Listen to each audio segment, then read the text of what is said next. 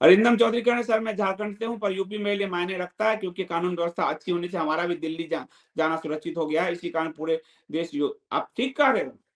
हम योगी आदित्यनाथ से पूर्व रोड से दिल्ली से बिहार कभी नहीं गए क्योंकि वहां डकैती होती थी, रात में छिनैती होता था, दिन में मेरा मित्र जो शांतनु गुप्ता है उसको तो यहां मारा और भी दिन में छिनैती हुई। योगी जी तक अभी कुछ दिन पहले आए ही थे तो उसमें कंट्रोल नहीं हुआ था।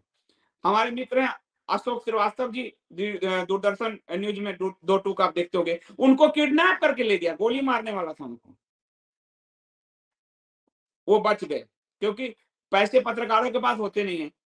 एक कार्ड ला, एटीएम ला, उसमें 29-40 हजार रुपए थे, कुछ नहीं थे, छोड़ दिया कि अरे ये तो किसी गरीब को पकड़ लिया फिर। तो हम जा नहीं सकते थे। आज रात में पूरी फैमिली के साथ हम जाते हैं और आप सब देखे हो कि मैं गाड़ी से जाता हूं, आप सब जानते हो मैं तो कोई चीज छुपाता नहीं, पारदर्शी जीवन है। दिल्ली से सीधे जाता हूं, बिहार तक जाता हूं, कोई खतरा नहीं, कुछ नहीं। पहले नहीं जा सकते थे। तो योगी आदित्यनाथ ने जो कानून व्यवस्था पे काम किया है वो अल्टीमेट है, वो बेहतरीन है कि आदमी अपने आप को सुरक्षित समझता है। वरना बांग्लादेशी और या एम एम टिड्डे इनकी तो ये तो रोड पर लूट, पूरा हाईवे लूटते थे भाई। आपको दो दो उदाहरण दे दिया। हमारे साथ अशोक श्रीवास्तव किडनैप हुए और शांतनु गुप्ता, आप उसको भी आप जानते हो, हमारे चैनल पे आ चुके हैं, योगी जी पे जो बायोग्राफी लिखी है उसको तो मारा। तो अखिलेश तो ऐसे शासन चलाया है। तो योगी आदित्यनाथ कानून व्यवस्था के कारण बेहतरीन है।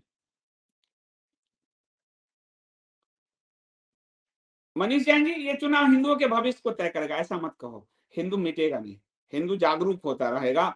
हम क्या लोग कहते हैं हिंदू अभी जागरूक हुआ है, हिंदू राजीव गांधी काल से जागरूक होना शुरू किया।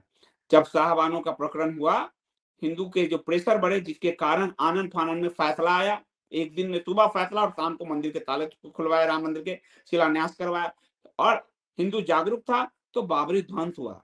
बाबरी ध्वंस नहीं होता तो आपको काशी कॉरिडोर जैसे ये बनाए हैं ना, वहां तान के खड़ा है तंबू, जो ज्ञानवापी मस्जिद, वही हालत यहाँ करने वाले थे वाजपेयी जी, नरसिम्हा राव जी। मंदिर मस्जिद साथ साथ बनाने वाले थे, शंकराचार्य जी नहीं माने। मथुरा में आपने देखा है ना, मंदिर मस्जिद साथ बना दिया है, ये वही सेकुलरिज्म का धतूरा सब। मथुरा में भी मंदिर मस्जिद साथ कर दिया। काशी आप देख लो, ज्ञानवापी को बचा ले गए साहब मोदी जी, क्योंकि आप ज्ञानवापी पे केस भी करोगे तो कुछ नहीं होगा, कोर्ट कहेगी आपको तो इतना बड़ा कॉरिडोर दिया, कॉरिडोर में कितने विध्वंस हैं। वो 91 में हिंदू का प्रतिरोध का प्रकटीकरण था जिसके कारण बाबरी ध्वंस हुआ, पहला ध्वंस। तो हिंदू जागरूक रहा है, उसको किसी से आवश्यकता नहीं है। हिंदू हमेशा ही जागरूक रहा, वो लड़ता 500 साल लड़े हैं राम मंदिर के लिए। 470 साल से लड़ाई हुई है। ये इतिहास आपको मेरी पुस्तक राजयोगी में शॉर्ट में मैंने समझाया है। 470 साल की लड़ाई है और तलवारों से, मतलब आप पढ़ो उसको। तो हम ऐसे नहीं हैं, हम तो लड़ने वाले लोग हैं। अमित जी कह रहे हैं मैं हिमाचल से हूँ, उनकी 1000 सौ हेल्पलाइन कर्मचारी, मैं पूरे हिमाचल की समस्या जानता हूँ, इसलिए पूरे प्रदेश भाजपा की हालत से परिचित हूँ। जयराम जी अधिकारियों की उंगलियों, सही बात है। और एक और बात सीखा इन लोगों ने, ये सब जगह बीमारी है भाजपा की, जब चुनाव से पहले कार्यकर्ता मुझे भाजपा के कार्यकर्ता बहुत बहुत मतलब मेहनती लगते हैं और चना खाकर काम करते हैं। वो बहुत ज्यादा मतलब डेडिकेटेड है। वो और किसी को वोट नहीं दिला सकते, न देंगे, वो बैठ जाएंगे। दिल्ली का एक उदाहरण छोड़ के, क्योंकि वहां के कार्यकर्ता खड़े होकर आम आदमी पार्टी को जिताएंगे। और तो भाजपा के कार्यकर्ता क्या करते हैं, सत्ता लाते हैं, उसके बाद क्या होता है, उसके बाद उनको कहा जाता है साइड हो जाइए, और फिर ब्यूरोक्रेट आके भाजपा के शासन में सरकार चलाता है। वो योगी जी हो, वो मोदी जी हो, वो नीतीश कुमार हो, वो जयराम ठाकुर हो, वो जो हो, ब्यूरोक्रेट सरकार चलाता है। कार्यकर्ता, भाजपा के कार्यकर्ताओं का कोई काम, एक केंद्रीय विद्यालय में अपने बच्चे का एडमिशन तक नहीं करवा पाते वो। कांग्रेस के कार्यकर्ता में कांग्रेस का, तो कार्यकर्ता क्यों रात दिन खपेगा। आज जो आपको थोड़ा लो परसेंटेज वोट हुआ है, ये जनता योगी के नाम पे स्वयं निकली है। कार्यकर्ता बैठ गए थे यूपी में, आपको बता दे रहा हूँ।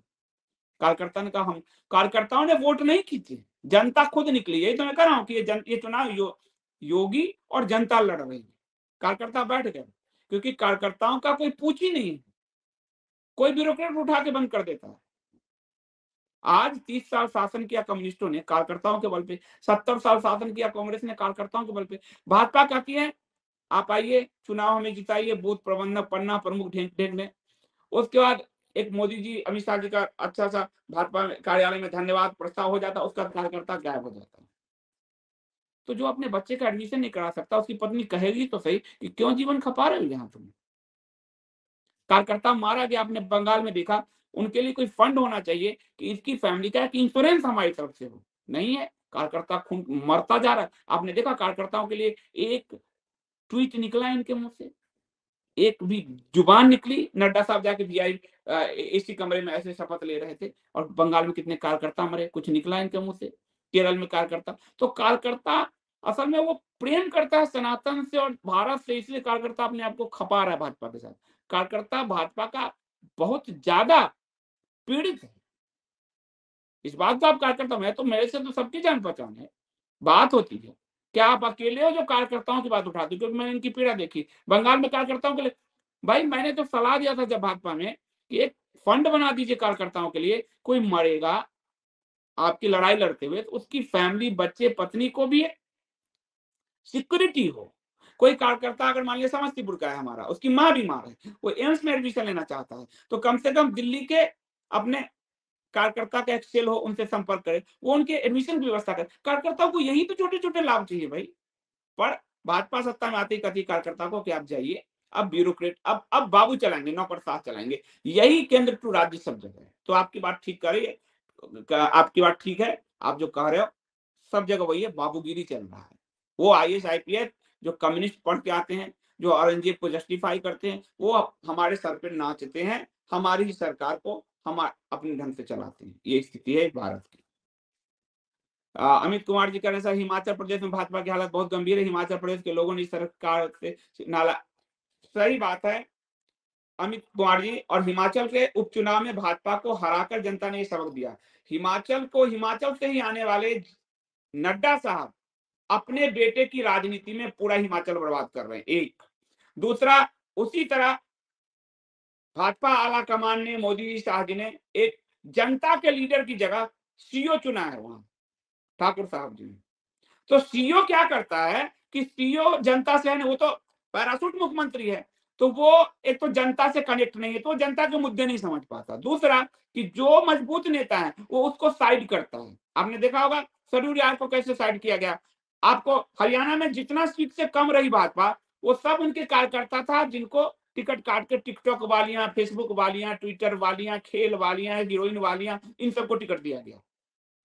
तो अब उनका काम क्या रहता है सीईओ का कि जनता के लीडर को खत्म कर दो ताकि आगे हमारी जो हमें चुनौती ना मिले।